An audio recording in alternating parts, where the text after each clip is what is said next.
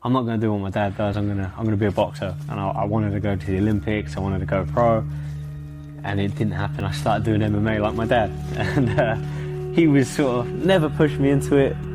He kind of just sort of guided me. I don't think he's ever missed a fight.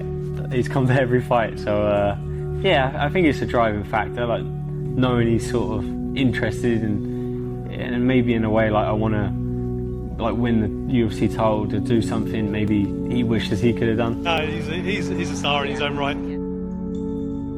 We were kids, we used to watch him practicing for his strongman events. Yeah. You know, he was with the British strongest men, and we see that drive from boys, and you know, that was instilled in us. We're not going to quit.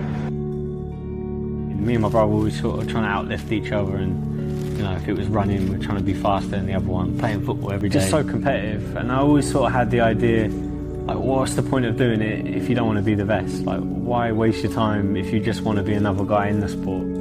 All the guys that do well, they work harder than everyone else, so I realised that's what I had to do. My first fight was in like a little village hall, and it was back when there was smoking inside, and there was a cloud of smoke above the boxing ring where it all just sort of travels to the lights.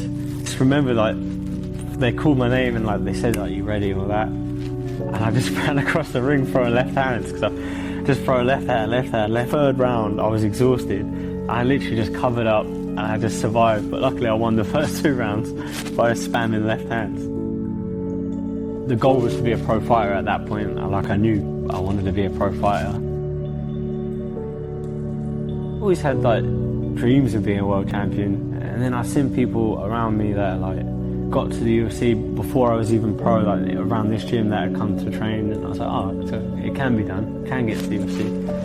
And then when I was 18, I had my pro debut, and pretty much before then that's the goal, I wanted to be world champion. And I was like, yeah, that's it, I'm going to be world champion, I'm chasing the dream. So in the start of it, like I was working like down the docks, loading containers.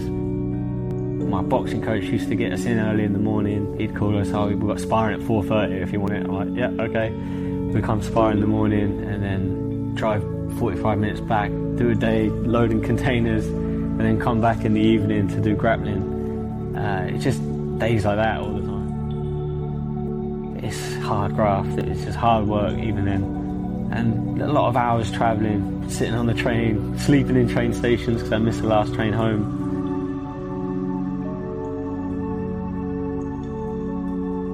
I've missed a lot of Christmases, I've missed a lot of birthdays, I've missed a lot of, you know, family time. My UFC debut, I visualised that for months before. Like I'd written it down, I woke up every morning, I spent 5 minutes thinking about it, and you know, with my eyes closed, sat in the dark, visualising it, and yeah, pretty much to a T, what I imagined, what I visualised came to fruition.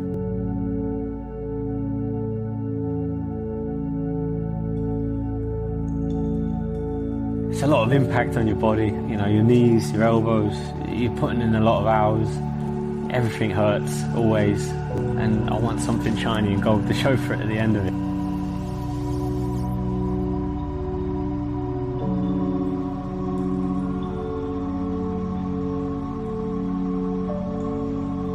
If I get them fights with guys ranked above me, I could beat a couple more of them, then I don't see why not. Like, why I wouldn't be in a title fight if I win the next 2.